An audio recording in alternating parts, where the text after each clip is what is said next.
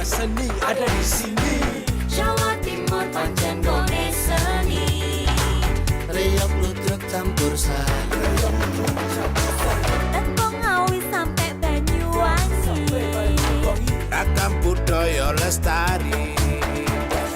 Mojopahit Singosari berdiri berdiri. Ayo rek guyub makaryo Jawa Timur tambah jaya. KTP 100% gone wong Jawa Timur. 100% menghibur rakyat makmur. KTP 100% gawe wong Jawa Timur. KTP 100% Jawa Timur. KTP 100% gone wong Jawa Timur. 100% menghibur rakyat makmur. KTP 100% gawe wong Jawa Timur. KTP 100% Jawa Timur.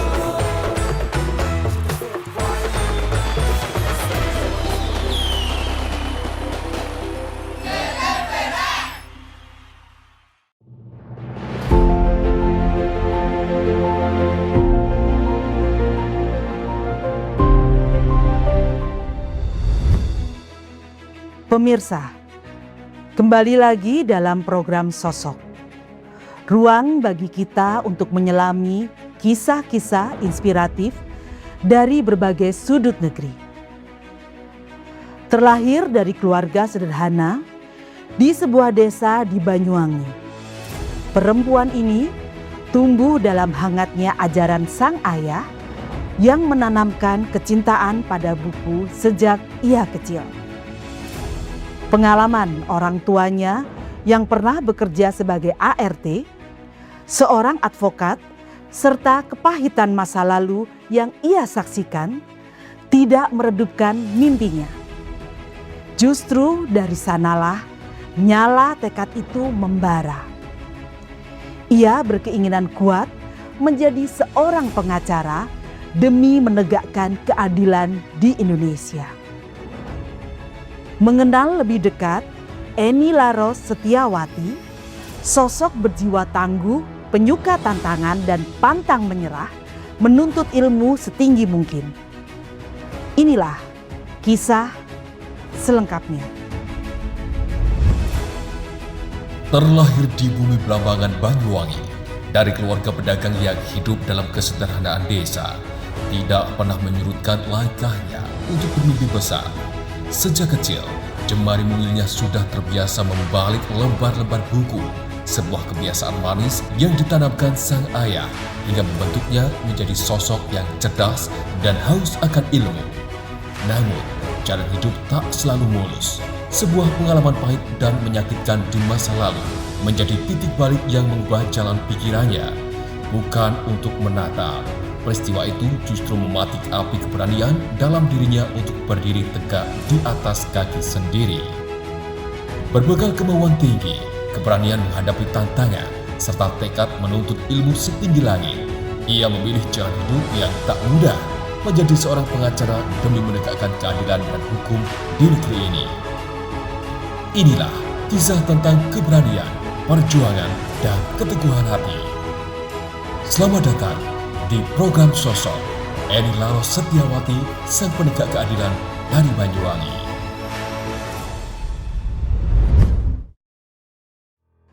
Selamat datang Mbak Eni di studio kali ini. Dan jika kita memutar balik waktu ke masa kecil seorang Eni Laros Setiawati di Banyuwangi, seperti apakah gambaran sosok Eni kecil saat itu? Dan apakah Eni kecil adalah anak yang ceria, pendiam, atau justru sudah terlihat bakat keberaniannya sejak dini? Jadi seperti keluarga yang lainnya sama, saya dilahirkan dari papa yang Chinese, mama Jawa, istilah sekarang Cindo. Jadi zaman dulu nih kalau berbeda secara etnis memang agak termarginkan kan. Jadi di lingkungan sekolah apa semua gitu kan. Jadi kelihatan baik dari fisik, mungkin lebih putih, mata lebih sipit gitu kan. Jadi lebih tersorot lah kalau kecil itu. Lalu masa kecilnya Mbak Eni seperti apa? Karena kan tadi ada termarginalkan begitu. Apakah sempat mengalami pembulian Mbak Eni? Benar, jadi kalau dulu itu nggak kayak sekarang ya. Sekarang itu malah dulu itu kalau kecil itu dipanggil malah Maisin. Saya ini ketawa. Kok Maisin, dulu kan ada film itu yang film Ya, Jepang, Laga ya. Kolosal. Jadi dipanggilnya Maisin. Jadi sempet kenapa sih aku kok dipanggil Maisin padahal teman-temanku yang lain nama aslinya gitu. Jadi ya seperti itu yang membuat kuat mental. Gitu. Tapi pada saat itu hanya julukan seperti itu Mbak. Mungkin sikap-sikap teman-teman yang membuli atau mengucilkan. Enggak, kalau mengucilkan enggak, hanya panggilan saja. Tapi namanya anak kecil ternyata bully itu memang membekas. Gitu, meskipun itu panggilan nama apa semua itu membekas. Tapi kalau untuk pergaulan kebetulan enggak, justru lebih lebih seneng mereka. Karena kan orang tua juga pedagang gitu kan. Jadi saya bawain jajan-jajan gitu untuk ke teman-teman gitu. Jadi lebih banyak teman, lebih banyak. Jadi Gitu. tidak merasa dibully pada saat itu. Enggak, hanya sebutan saja. Kenapa sih teman-temanku dipanggil nama asli? Tapi Mbak Eni malah Maisin. gitu. Tapi pada saat Mbak Eni kecil, itu Mbak Eni pendiam atau anak yang aktif? Atau begini, bahkan dari dulu udah kelihatan orangnya suka ngengkel begitu? Enggak, gini. Kalau temen saya itu kan sukanya fisik nih, petualang gitu kan. Main ke sungai, main ke mana, makam, ke kuburan gitu kan. Saya enggak, agak nakal nih karena saya, jadi kalau ke sungai teman-teman tak suruh nyemplung dulu. Tenggelam enggak? Saya di atas. Kalau mereka tenggelam, saya nggak mau nyemplung gitu. Jadi mulai kecil kayaknya lebih pinter dulu deh. Berstrategi pinternya. Iya. Begitu. Jadi kalau ke kuburan itu kan ada buah-buah kecil-kecil gitu. Teman-teman makan dulu. Kalau mereka nggak mabuk gitu, saya makan. Jadi gitu. Jadi sudah Agak luar biasa. Nakal tapi nakal berstrategi. Betul, sudah terlihat dari dulu Mbak Eni. Oke, pada saat Mbak Eni SD, SMP maupun SMA itu maksudnya keceriaannya tetap seperti ini atau berbeda? Ceria tetap, nggak ada perubahan karena saya kumpul dari SD ini kan SD-nya Impres. Saya kira nih, saya kan ranking 1 terus nih kan. Juara Saya kelas. kira paling pintar. Ketika masuk di SMP 1 Giri, ternyata saingannya kok ada anak kelurahan ini kok antar kelurahan gitu kan. Jadi semakin tambah ya. Terus SMA gitu kan, loh kok tambah antar kecamatan, ada kecamatan ini. Jadi ingin menonjol tapi ternyata ada yang lebih tinggi nih, lebih tinggi. Jadi itu yang membuat termotivasi terus. Ada tantangan. Gitu. Ya, Mbak Eni tadi kan mengatakan juara kelas. Itu bertahan sampai kapan? Jadi itu tadi kalau SD ya merasa ranking 1, terus SMP hanya juara 2 gitu. SMA 5 besar, 3 besar. Jadi ternyata semakin tantangan semakin tinggi, ternyata nggak mudah nih gitu. Kalau kita nggak boleh pede gitu. Jadi yang tadinya ranking 1 kalau sudah antar kelurahan, antar kecamatan ini kok tambah susah ya saingannya gitu. Jadi itu kadang yang buat terus ingin maju-maju. Tadi disebutkan di awal bahwa ayahnya Mbak Eni yang mengenalkan pada buku. Apakah itu salah satu yang membuat Anda terus berprestasi? Betul. Jadi papa itu tiap keluar kota atau kan pedagang ya kemana mesti bawain oleh-oleh buku. Zaman dulu ada namanya buku itu ya. Kalau nggak ada itu harus ada gantinya. Kadang zaman dulu telat pengiriman atau apa, itu dikasih koran. Jadi anak kecil suruh baca koran. Jadi saya itu udah kecil, udah SD udah bacaannya koran. Jadi sampai sekarang pun jadi masih tetap nggak bisa lepas dari media baca gitu. gitu. Mbak Eni waktu SMP dan SMA apakah aktif di OSIS? Kalau kegiatan saya dari dulu itu gini, itu tadi mungkin kebawa dari kecil ya. Saya ini pinter, tapi kenapa nih nggak mau suka organisasi? Kepilih gitu ya. Tapi ntar ada yang teman tengkar, saya nggak suka, keluar. Kepilih nih jadi OSIS di SMP SMA. Tapi ini kok saingan nih, saya nggak suka. Jadi saya suka organisasi, tapi yang damai-damai aja. Itu Ke bawah sampai Ke bawah. sekarang. Jadi nggak suka ketika ikut organisasi yang ada saingan, Konfliknya begitu konflik. Nah itu kayaknya mulai kecil. Mulai Jadi, kecil. Gitu. Lalu kalau untuk mata pelajaran Mbak, apa yang paling disenangi? Saya paling anti hitung-hitung. Makanya saya paling takut kalau hitung-hitungan. Jadi sukanya hafalan. Tapi kalau hafalan tuh mau setebel apapun, wah itu udah Dilahap ya Mbak, lahap, akhirnya. udah hafalan. Makanya nah yang lucu waktu penjurusan SMA sama guru suruh masuk IPA. Tapi dasar jiwanya hafalan, mainnya ke Sosial. IPS. Jadi kalau seharian sudah nerima pelajaran, terus kayaknya jenuh gitu ke IPS, anak-anak IPS. Padahal pada saat itu jurusannya IPA. IPA. Oh begitu. Tapi Iya. memang sampai selesai Mbak akhirnya di jurusan IPA itu. IPA kan? sampai akhirnya IPA. Tapi gitu mainnya ke IPS, teman-temannya IPS. Gengnya banyak di IPS gitu. Ya. Mbak Eni, apa momen atau pengalaman masa kecil di Banyuwangi yang paling membentuk karakter Anda sehingga menjadi sosok setangguh saat ini? Kalau momen di Banyuwangi ini fase ya. Sebelumnya saya setelah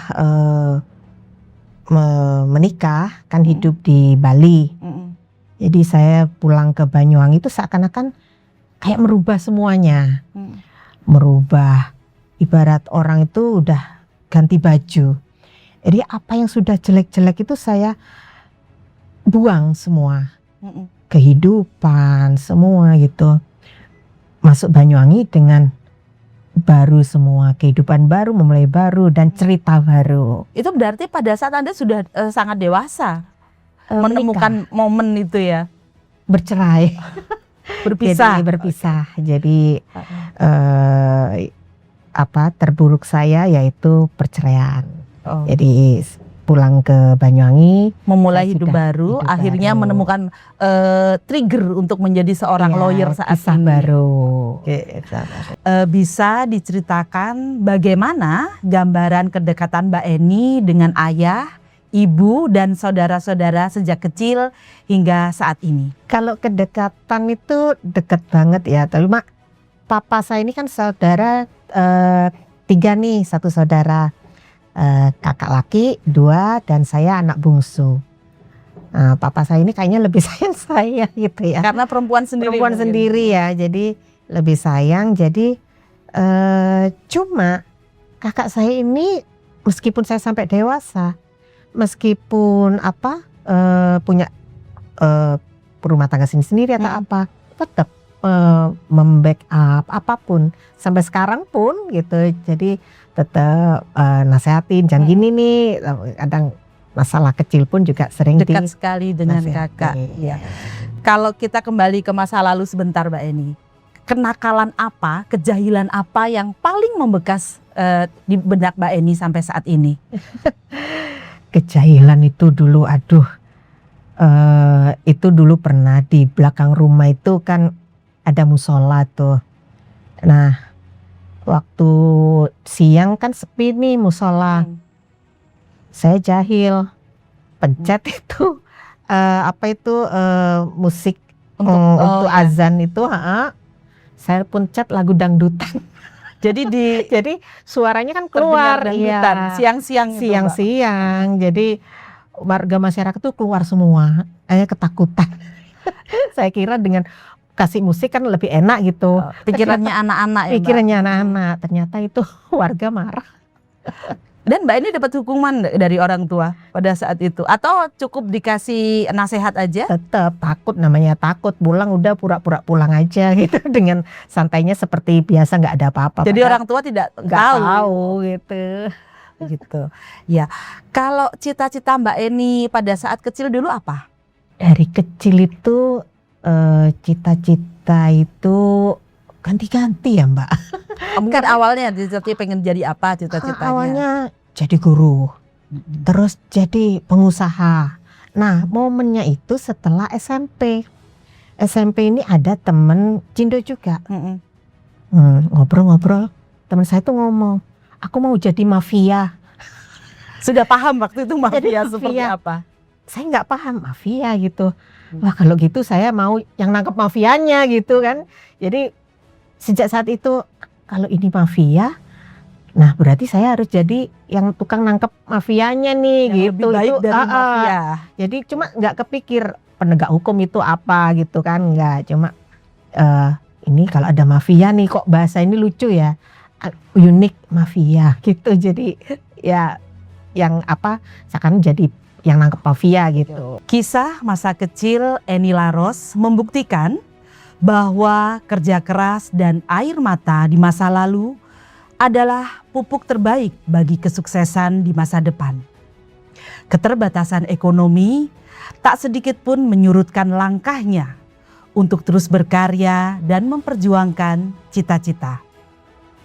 Lantas, bagaimana perjuangan pantang menyerah Eni Laros kecil membawanya melangkah ke panggung yang lebih besar dan menginspirasi banyak orang? Jangan kemana-mana, kami akan kembali usai jeda berikut.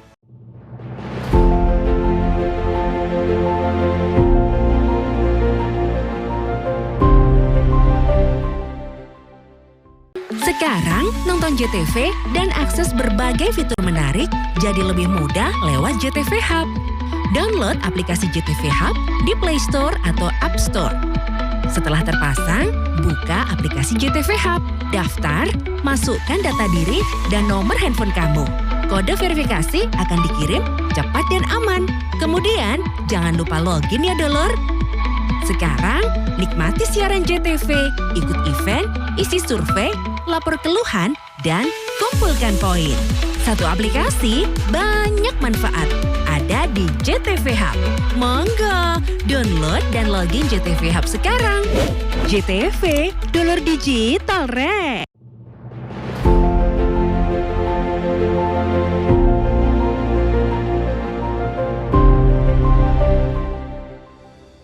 Di balik toga yang kini ia kenakan dengan bangga, ada jejak panjang yang terpahat oleh keteguhan hati.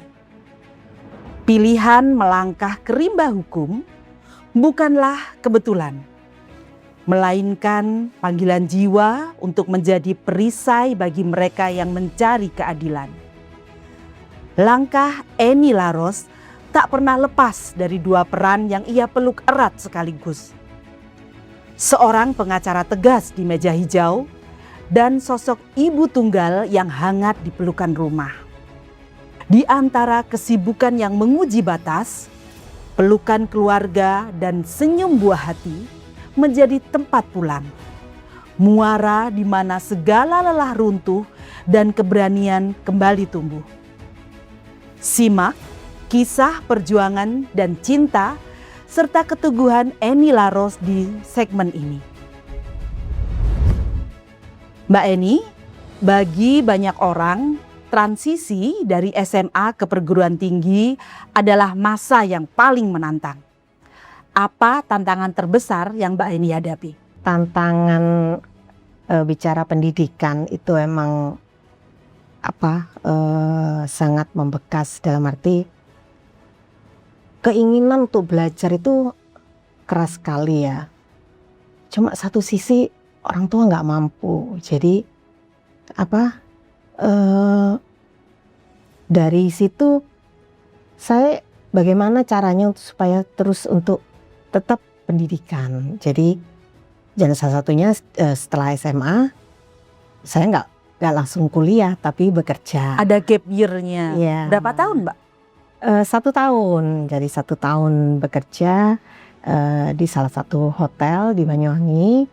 Jadi teman-teman yang lain kuliah, jadi sempet saya ingin bayangan saya waktu itu kerja terus dapat duit bisa kuliah. Ternyata nggak semudah itu karena kerja itu kan kalau nggak punya skill nggak bisa langsung dapat gaji gede. Tapi kan pikiran anak masih SMA itu dikira langsung dapat duit terus bisa untuk kuliah. Iya. Gitu. Kalau Mbak Eni ingat, berapa gaji pertama Mbak Eni pada saat kerja?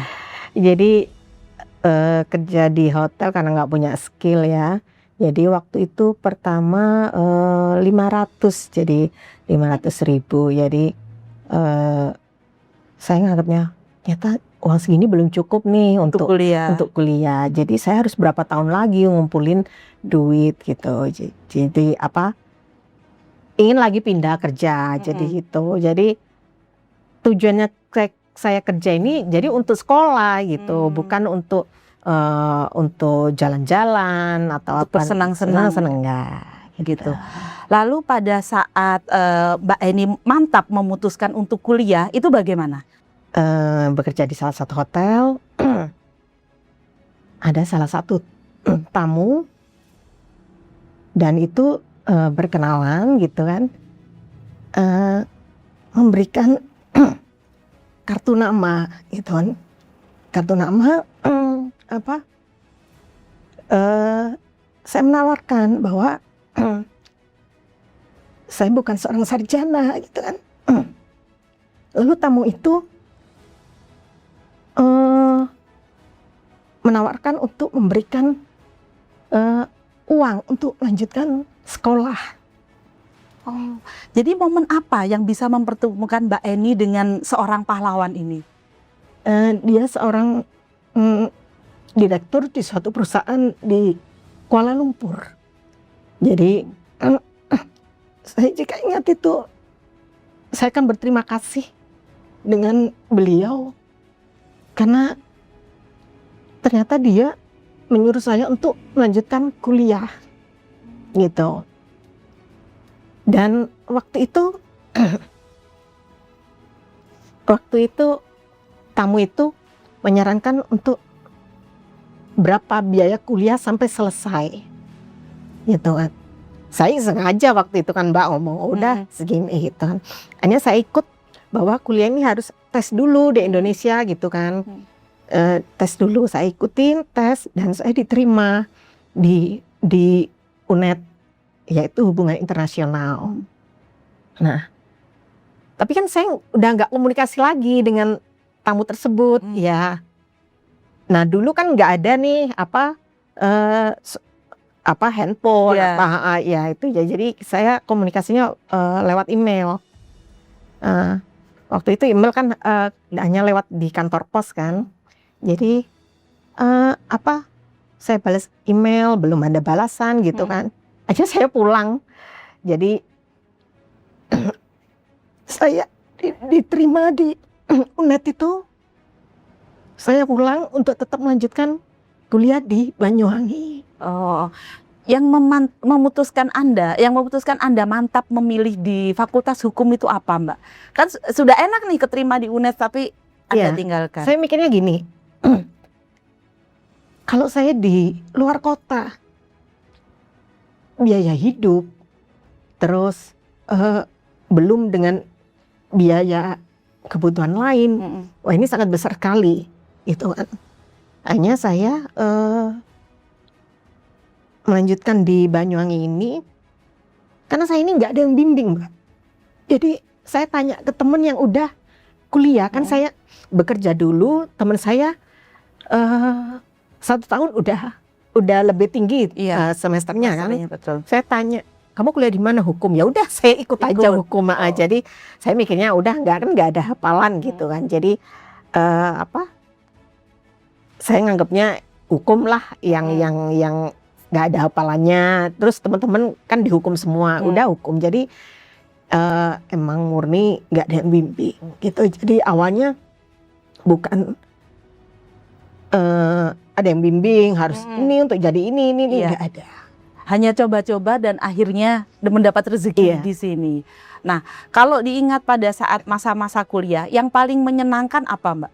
Setelah kuliah sih emang beda ya dari cara berpikir, tingkat kita argumentasi udah beda. Jadi nggak main-main lagi. Jadi ya udah hari-hari kuliah gitu. Gitu. Jadi Ada satu dosen yang mungkin menurut Mbak Eni ada kenangan tersendiri? ada salah satu dosen waktu itu sudah almarhum ya. Itu Pak Wisnu, dia backgroundnya pengacara. Dia mungkin tahu lihat potensi saya. Jadi kamu cocok jadi pengacara. Cuma saya nggak ngerti pengacara ini ya. Saya kira udah lulus bisa jadi pengacara Langsung gitu kan. Terus saya samperin Pak Wisnu, Pak dosen.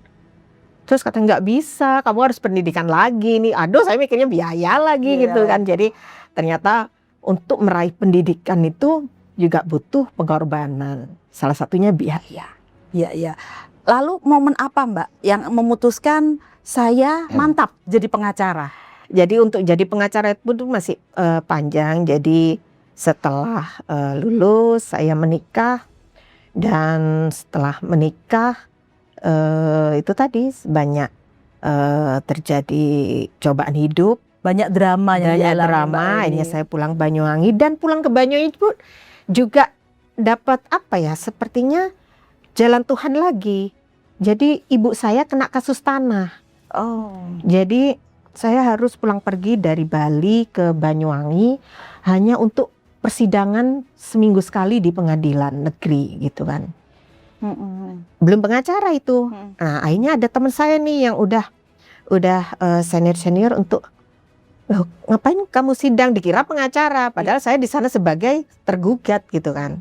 Ya saya bilang, saya ini sini tergugat gitu kan. Ya ada hakim tanya, ini siapa yang bikin gugatan? Saya gitu kan. Sudah Padahal ada bibit-bibitnya. ada gitu kan. Mereka nggak percaya kan. Akhirnya ada nyaranin, udah ambil aja pendidikan advokat. Nah, dari sanalah titik temu itu untuk lanjut ke pendidikan advokat. Di balik ketegasan dan keberhasilan Mbak Eni hari ini, tentu ada tangan-tangan yang mendukung di balik layar. Siapakah sosok yang paling berjasa dalam mendidik dan membentuk karakter Mbak Eni hingga saat ini? Kalau untuk karakter ini salah satunya ya keluarga. Jadi kakak-kakak saya itu sangat membentuk karakter saya. Jadi jika masih ada orang tua, kemarin masih ada ibu, itu juga ibu membentuk karakter saya untuk tetap jangan lupakan urusan rumah, urusan anak. Kakak-kakak membentuk saya, kamu harus menjadi wanita yang kuat gitu. Nah, anak-anak membentuk saya untuk anak-anak lebih update nih kan gitu. Mami harus pakaiannya begini. Jadi kadang anak-anak yang juga membentuk karakter apa semua gitu. Support system yang Support lengkap system dari sekali. keluarga. Di tengah kesibukan yang sangat padat seperti saat ini, seperti apa potret seorang Eni Laros kalau di rumah? Bicara kehidupan rumah seperti biasa, itu tadi saya selalu dinasihatin sama ibu untuk tidak lupa urusan rumah. Jadi pagi ya tetap Urusan domestik diselesaikan. bersih-bersih, masak, saat masak semua beres, udah keluar. Kalau udah beres di rumah mau keluar sampai malam pun udah Aman. tenang gitu kan. Jadi tetap sebagai ibu rumah tangga, bersih-bersih, masak, ngecek anak-anak semua, pekerjaan tugas sekolah, tetap nggak boleh dilupakan. Kalau hari libur Mbak, apa yang dilakukan bersama anak-anak? Kalau hari libur tuh, kalau sekarang ini lebih ke me time dan family time. Jadi Mungkin ngobrol di anak-anak, rumah? nemuin anak-anak udah kuliah semua sekarang. Jadi ya kadang kumpul ke luar kota, nemuin anak yang kuliah, kumpul dengan kakak-kakak untuk menikmati kumpul-kumpul, menikmati liburan gitu. Apakah seorang Eni Laros masih memasak di rumah? Jadi bagi saya itu bukan masalah masakannya, tapi di dalam masakan itu ada meja makan. Dan dari meja makan itu semua kita bisa menemukan. Anak mau curhat, ada rundingan keluarga, ada jadwal-jadwal yang bagaimana dari meja makan itu. Jadi saya menganggapnya jika saya menyiapkan makanan itu saya mendapatkan aduan nih dari anak-anak, Ada aduan cerita-cerita menarik di situ. betul. Jadi dari meja makan itulah saya selalu menyiapkan makanan-makanan untuk Iya. mengetahui. Ya, kalau boleh tahu, ini anak-anak sukanya apa, Mbak? Dimasakkan apa? Anak-anak itu paling suka sih makanannya, senengannya yang nggak pedes. Oh, Nggak pedes karena mulai kecil ini saya ini steril ke anak. Jadi kalau pedes nanti radang tenggorokan lah apa. Jadi yang Protek ya, sukanya iya. Jadi makanan pun yang harus minyaknya yang bening lah apa semua. Jadi sukanya anak-anak masakan yang rumahan lah. yang rumahan. Semua buatannya Mami pasti enak. Jika boleh menarik ingatan ke belakang, apa momen yang paling kelam atau masa paling sulit yang pernah Mbak Eni lewati? Dan siapa sosok di dalam keluarga yang paling menjadi pelindung di saat-saat Anda terpuruk? Kejadian yang sangat membekas ya dalam kehidupan saya yaitu perceraian. Jadi dari perceraian itu semua bisa berdampak. Anak-anak, kehidupan, rumah tangga, keuangan, karir itu semua sangat berdampak. Makanya saya sekarang dalam menangani perkara perceraian sangat ini dampaknya sejauh mana sih gitu kepada klien. Jadi perceraian itulah yang membuat saya terpuruk dan alhamdulillah keluarga saya sangat mensupport. Kamu nggak boleh, kamu perempuan harus berdiri lagi. Kakak-kakak juga gitu. Kamu harus menjadi wanita. Kamu udah punya dasar, punya skill, udah sarjana. Ayo bangkit lagi. Gitu. Jadi kejadian perceraian itu yang membuat saya bangkit lagi dan keluarga yang mensupport. Tapi tidak ada trauma kan, Mbak? Enggak. Trauma iya, tapi mungkin karena udah lama ya, jadi kayaknya udah hilang lah. Lalu bagaimana Mbak Eni menjelaskan, kan putrinya Mbak Eni ada satu, bagaimana menjelaskan tentang single parent saat ini? Karena anak udah besar ya, jadi mereka lebih mengetahui, lebih mengerti. Ternyata mamanya ini mencari nafkah sendiri, pengeluaran sendiri, jadi kadang sangat protektif gitu. Kalau umpama kadang ngomong juga, Mami kapan nikah gitu. Tapi kadang awas lo, nggak boleh kenal yang enggak. Jadi karena udah besar juga, jadi pemikirannya udah kritis dan lebih mengetahui bahwa menjadi single parent itu nggak mudah. Nah, rahasia Mbak Eni menjadi seorang single parent yang luar biasa sampai saat ini seperti apa? Karena saya ada kerjaan juga, jadi nggak terlalu memikirkan yang negatif. Jadi saya fokus ke karir, dan lebih sibuk di karir. Jadi untuk sekarang sudah nggak terlalu memikirkan bahwa kadang saya itu sampai lupa kalau saya ini juga perempuan, kadang hal-hal yang laki-laki dikerjakan gitu, seperti ke bengkel gitu kan. Jadi kalau minggu itu ini mobil rusak nih, ini udah ngerti nih mau oli mau apa, jadi berarti ya rahasianya life must go on. Iya, jadi kesibukan lah yang membuat untuk tetap survive sekarang. Di balik ketegasan dan nama besarnya di ruang sidang, Eni Laros hanyalah seorang manusia biasa yang tak lepas dari terpaan badai. Masa paling kelam dalam hidupnya menjadi bukti bahwa keberhasilan hari ini tidak didapat secara instan, melainkan ditempa oleh air mata dan perjuangan pantang menyerah.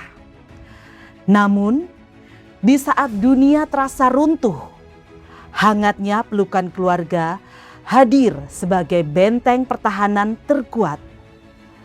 Mereka bukan sekedar tempat pulang, melainkan pelindung dan sumber kekuatan utama yang menjaga langkahnya tetap tegak berdiri. Lantas, bagaimana momen-momen berharga bersama keluarga ini membentuk karakter dan nilai hidup seorang Eni Laros hingga menjadi sosok yang tangguh seperti sekarang? Tetap bersama kami, Sosok akan kembali setelah jeda berikut ini.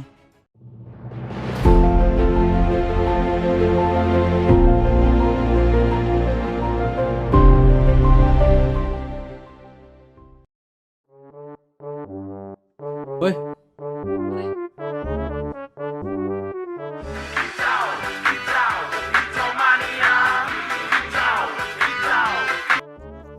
Apa ae sing ganggu ae wong Celuke mulai mau sing rungu-rungau. Nagut lah rek kae. Timbangane nyek saka kuping runguhangi jelas-jelas. Iki ada barang baru. Hai. mit kopi loro mit. Ih, anyar maning. Oleh teko ndi? Oleh jare nagut ora. Tukule tombias nganggo picis dewek kon, nganggo picis dewek. Iya, maksudnya ketiku iku. Cuman toko nang ndi? Maning rokok paren iki. Cukai ngono, bahaya iki rokok bodong iki. Mas Dino, tumben. Ya iku Amit. Iki mumpung ada rezeki kakange tak tukokno rokok. Ini nih yang bikin bangkrut pabrik rokok. Ini juga yang merusak pasar. Tidak bercukai berarti bodong kan? Tidak ada pemasukan buat negara. Bayar pajak pakai cukai itu penting buat kita dan akan kembali ke kita. Buat bayar rumah sakit, pemerintahan, jalan-jalan rusak, banyaklah pokoknya. Alah sok tahu. Yang penting murah, enak, keluar asapnya, wes. Pokoknya ngudut, wes. Tapi bahaya, kalau kamu beli barang ilegal, itu kamu bisa berurusan sama hukum, masuk penjara. Ini nih lihat. Pemirsa, petugas gabungan menggagalkan pengedaran rokok ilegal di penyeberangan Ketapang, Banyuwangi. Tersangka terancam pidana hingga 5 tahun penjara. Aduh. Apes nih kayak apes lopot gitu.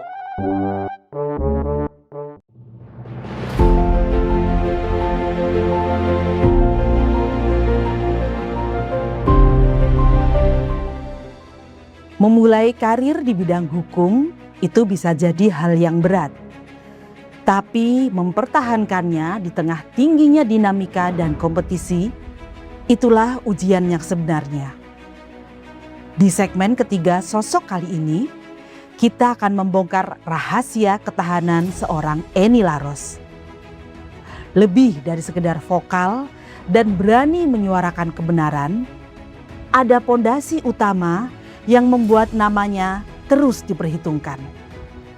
Bagaimana seorang Eni Laros merawat integritasnya, menjaga kepercayaan para klien, dan tetap berdiri kokoh sebagai salah satu advokat wanita paling diperhitungkan saat ini.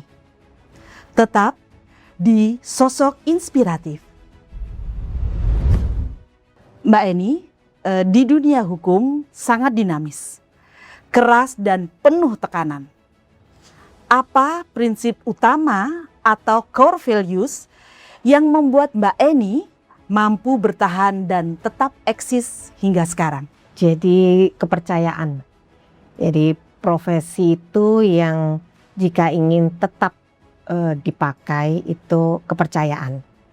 Jadi ketika klien sudah percaya itu kita tidak usah yang untuk lain-lain dalam arti Tidak perlu promosi begitu. yang aneh-aneh kalau sudah kepercayaan. Tapi khusus untuk dunia advokat, memang selain kepercayaan, yang kedua adalah ilmu. Jadi kita upgrade ilmu dan di zaman sekarang juga harus aktif ya di semua sosial media. Kita mengikuti perkembangan apa yang terjadi sekarang dan bagaimana klien ini kan juga konsumen di bidang jasa. Jadi bagaimana menarik mereka lebih percaya kepada kita. Lalu tantangan terberat apa yang pernah Mbak Eni hadapi selama menjadi lawyer? Kalau tantangan terberat yang pasti kalau sudah lawan bermain uang, udah itu jengkelnya udah. Jadi kita sudah susah payah, terus ada indikasi yang Bermain itu itu yang udah saya emosi secara kebatinan gitu. Biasanya kalau sudah seperti itu apa yang Mbak Eni lakukan? Ya kalau memang terbukti ya saya melaporkan gitu. Jadi kalau memang ada indikasi entah suap atau indikasi bermain gitu, saya laporkan. Kalau kasus terberat yang pernah Mbak Eni tangani apa? Semua kasus memiliki masing-masing keunikan. Dan alhamdulillah kasus saya ini saya anggap klien tuh sebagai keluarga. Ada yang kasus tanah, kasus narkoba, kasus perusahaan, pilot apa semua. Jadi saya menganggapnya ini bukan hanya sebagai klien, jadi keluarga. Jadi ketika mereka memiliki masalah, mereka ini udah orang hancur gitu. Jadi saya tidak pernah menganggap ini kasus kecil atau kasus besar karena mereka tuh udah terpuruk. Jadi kasus apapun saya menganggapnya mereka itu udah yang harus dibantu. Dan Mbak Eni tidak pernah menganggap bahwa klien adalah objek seperti itu. Tidak. Menjadi pengacara ini kan karena praktek dulu. Jadi saya sangat memahami rasa kebatinannya mereka, bagaimana mereka ini mentalnya hancur, hartanya gitu. apa semua. Jadi saya sangat all out jika menangani klien. Jadi sudah rasa kekeluargaan lebih diutamakan begitu ya Mbak Eni. Ada hati yang harus dijaga. Menguatkan. Jadi menguatkan dulu. Jadi klien tuh kadang datang itu Mbak. Wah itu udah udah pokoknya harus ini di penjara. Tapi saya melihat ini apa memang di penjara orang keluarganya gitu kan. Ini pokoknya harus ini direbut ini. Kadang saya ngapain? Ini juga masih bisa dimediasi. Jadi saya tuh menganggap klien tuh mau emosi, mau kadang mereka apapun itu saya nggak serta-merta langsung ikut alurnya. Betul. Jadi saya menganggap ini klien ini harus saya tenangkan dulu secara emosionalnya dulu. Baru saya bisa berstrategi. Anda dikenal publik sebagai sosok advokat yang vokal dan tidak ragu bersuara tegas. Apa yang menjadi prinsip dasar atau lain yang tidak boleh dilanggar dalam memegang integritas profesi ini?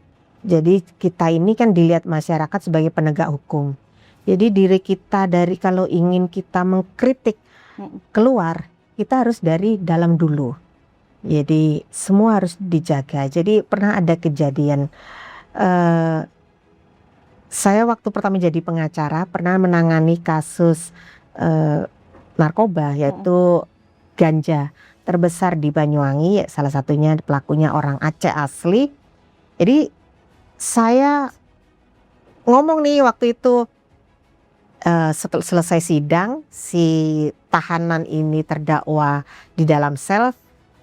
Saya setelah mau pamit pulang, saya ngomong, ini Bang Aceh, waktu itu orangnya Aceh nih, Bang Aceh, ini kalau kuncinya orang petugasnya lengah nih, ini nanti bisa kabur nih Bang Aceh gitu. Pulanglah saya. Lah kok nggak taunya ternyata omongan saya ini dipraktekkan gitu. Jadi tahanannya kabur gitu. Jadi saya ditelepon semua oleh kejaksaan semua, ibu tahanannya kabur kliennya. Itu. Jadi sejak itu saya bahwa omongan saya ini sangat hati-hati. Ternyata kita nggak boleh guyon, nggak boleh celometan. Jadi kita ini dilihat entah itu baik pada klien, masyarakat sebagai corong pemberitahuan lah gitu.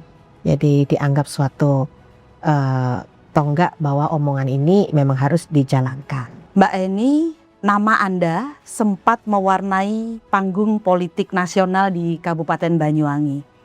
Namun belakangan ini pergerakan Anda surut dari radar publik. Bagaimana itu ceritanya?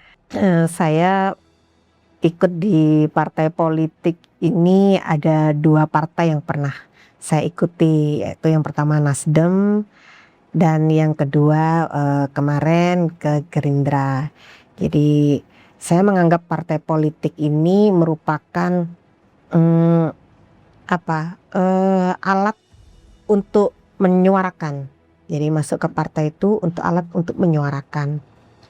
Tapi ternyata semakin kesini saya kok tanpa partai pun ternyata bisa bersuara gitu, Bisa dalam arti berkibar. bisa diperhatikan gitu. Jadi saya masuk ke partai bukan selama ini tidak pernah jadi pengurus ya. Jadi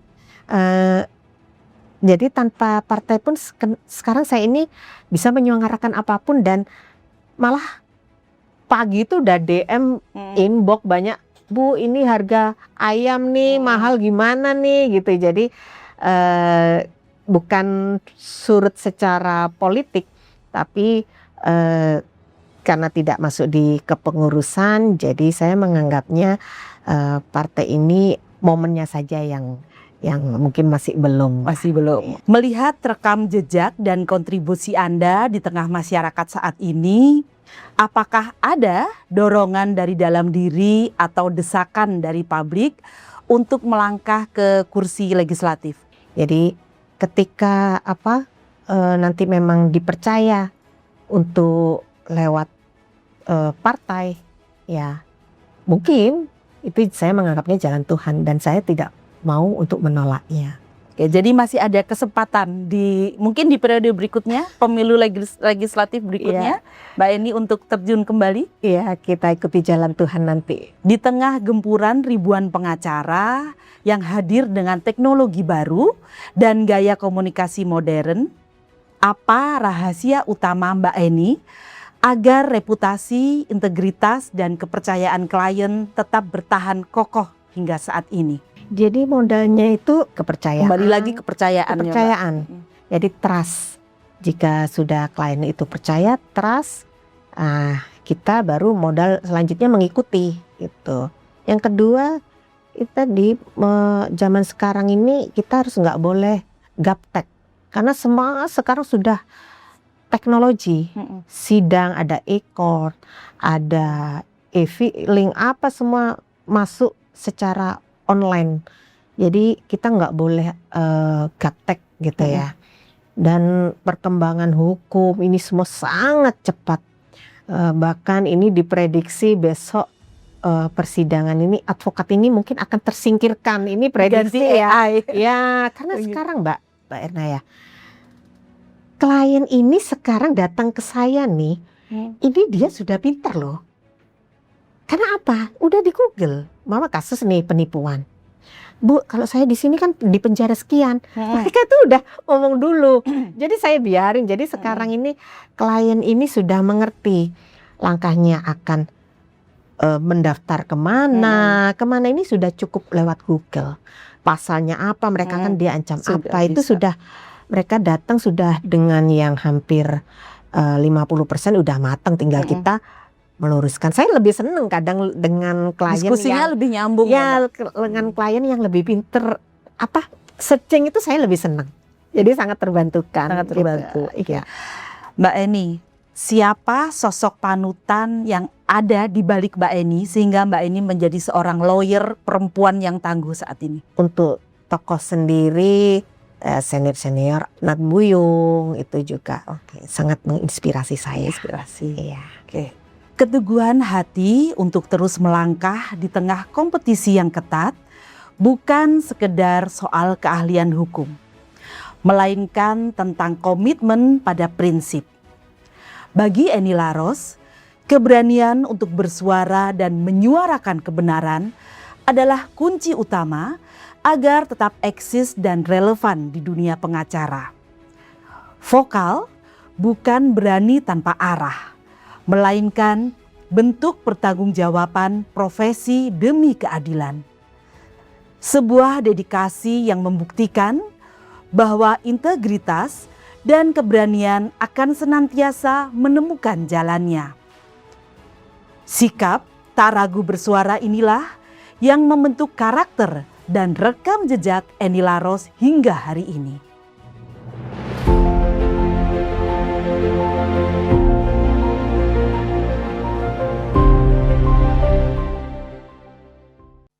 Sarung suwek kecantol paku, antenono aku sing paling ayu. Ayo setuluran digital rek. Install terus login JTV Hub dulur.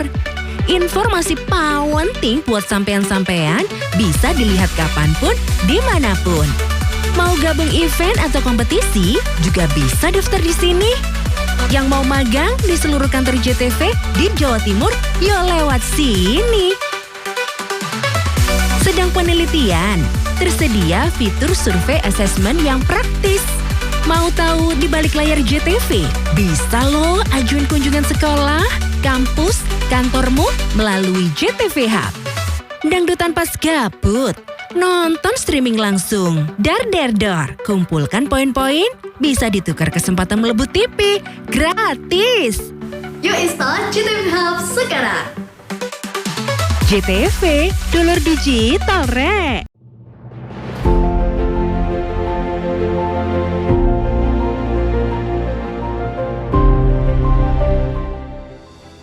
Di balik jubah hukum yang tegas dan keberaniannya berdiri menyuarakan kebenaran, Eni Laros Setiawati tetaplah seorang ibu tunggal yang tangguh. Sosok yang mendedikasikan seluruh daya dan upayanya demi masa depan sang buah hati. Namun, langkah Eni Laros Setiawati tidak berhenti di sini. Jiwanya yang haus akan tantangan dan semangat pantang menyerah menyalakan satu tekad kuat. Menuntut ilmu setinggi-tingginya tanpa batas usia. Lantas, apa mimpi besar yang masih terus diperjuangkannya dan belum terwujud hingga saat ini? Kita akan mendengar langsung dari kisahnya dan perjalanannya di segmen terakhir ini. Mbak Eni, di tengah semua capaian dan kiprah sosial Anda saat ini, pasti ada satu impian besar yang hingga detik ini belum tercapai. Bisa diceritakan apa mimpi besar tersebut? Ya jelas sekolah lagi. S2? Iya, sampai setinggi-tingginya lah sekolah lagi. Jadi namanya single parent ya. Jadi saya harus menyelesaikan anak-anak saya dulu, dan saat ini mungkin sudah di stuck, anak-anak sudah kuat. Jadi saya mungkin yang giliran saya. Apa warisan terbesar yang ingin Mbak Eni wariskan kepada masyarakat Banyuwangi? Kita ini sebagai masyarakat ini kan sekarang jiwa kritis yang saya butuhkan saat ini. Jadi saya ingin masyarakat Banyuwangi ini kritis. Jadi terhadap apapun, kebijakan apapun, dan sekarang ini sangat mudah sekali, hanya dengan handphone di genggaman semua bisa didokumentasikan, semua bisa kita ambil. Jadi tinggal bagaimana kita menyampaikan. Langsung disuarakan. Iya. Sebagai penutup dalam program Sosok kali ini, apa pesan utama, closing statement dari Mbak Eni untuk generasi muda Banyuwangi agar tidak takut untuk memperjuangkan dan menyuarakan kebenaran? Saya inginnya pemuda-pemuda Banyuwangi ini ternyata banyak loh di luar kota, luar pulau, luar negeri yang berpotensi. Jadi saya inginnya pemuda Banyuwangi ini kembali lagi gitu, welcome home, jadi pulang lagi ke Banyuwangi, memberi kontribusi Banyuwangi. Banyak itu ada dokter-dokter spesialis yang saat ini ada di luar kota, luar pulau, luar negeri, dan saya ingin pemuda-pemuda itu membangun Banyuwangi. Jadi jika semua pulang, jadi wah ini udah Banyuwangi udah nggak main luar biasa. lagi, betul sekali. Jika melihat potensi besar di Banyuwangi saat ini, apa langkah konkret dalam waktu dekat yang akan diambil Mbak Eni agar dampaknya bisa langsung dirasakan oleh masyarakat luas? Iya, langkah konkret saat ini secara profesi saya gitu kan, ya menyampaikan apa yang diinginkan masyarakat. Sekarang ini malah tidak melebar lagi ke soal perkara, tapi masyarakat ini semua ke pendidikan, kesehatan itu lapornya ke saya. Jadi saya ini ya harus sebagai penyambung lidah ya masyarakat gitu. Jadi saya punya akses ke pemerintah. Jadi saya masyarakat lapor ke saya. Jadi saya itulah fungsi saya untuk secepatnya apa yang bisa saya kritisi, apa yang bisa sampaikan. Jadi untuk ditindaklanjuti. Kalau ini kan dalam waktu dekat, kalau dalam jangka agak panjang sedikit Mbak Eni punya rencana apa untuk Banyuwangi 5 tahun ke depan? Saya inginnya Banyuwangi selain dikenal keluar ke dunia juga tingkat kepastian hukumnya juga harus lebih dikuatkan. Jadi masyarakat mau itu investor apa semua akan lebih percaya ke Banyuwangi. Iya. Jika kepastian hukum jelas bisa ada di Banyuwangi. Iya. Mbak Eni sebagai salah satu tokoh yang ada di Banyuwangi, apa yang perlu dikritisi untuk pemerintahan Banyuwangi? Iya, yang perlu dikritisi saat ini ya hukum ya. Saya melihat hukum ini masih tajam ke bawah dan tumpul ke atas. Jadi kasus-kasus yang bisa dimediasi, tolonglah ini dimediasi mungkin tingkat desa. Jadi nggak perlu harus lanjut gitu kan. Jadi saya minta desa, polsek ini sebagai pilar tonggak utama ini harus bisa memediasi warganya. Dan kecuali ini kasus-kasus besar ya, mungkin seperti narkoba, kasus perlindungan anak, itu kan kasus extraordinary, itu memang nggak bisa udah. Tapi kalau kasus-kasus yang kecil udah, kalau bisa dimediasi aja dah di tokoh-tokoh masyarakat di berperan tokoh masyarakat di desa polsek ini kayaknya harus lebih dah, lebih memediasi dah gitu, lebih peduli rakyat, gitu ya lebih Mbak. peduli. Jadi kayaknya kalau gitu lapas bisa sepi deh. Karena salah satu penyumbang kasus terbesar adalah itu. Iya, jadi kalau kasus semua dilimpahkan ini lapas sudah penuh. Sudah gitu. penuh. Ya, udah jadi strateginya itu tadi tingkat dari tingkat bawah, nggak perlu dilanjutkan kalau perkara Kalau bisa dimediasi. Gotong royong. Betul. Mbak Eni sebagai penutup, ada quotes untuk masyarakat Banyuwangi? Silahkan. Iya.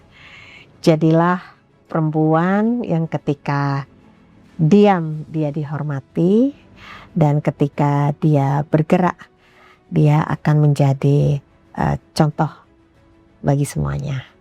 Jadi jangan takut meskipun sendirian.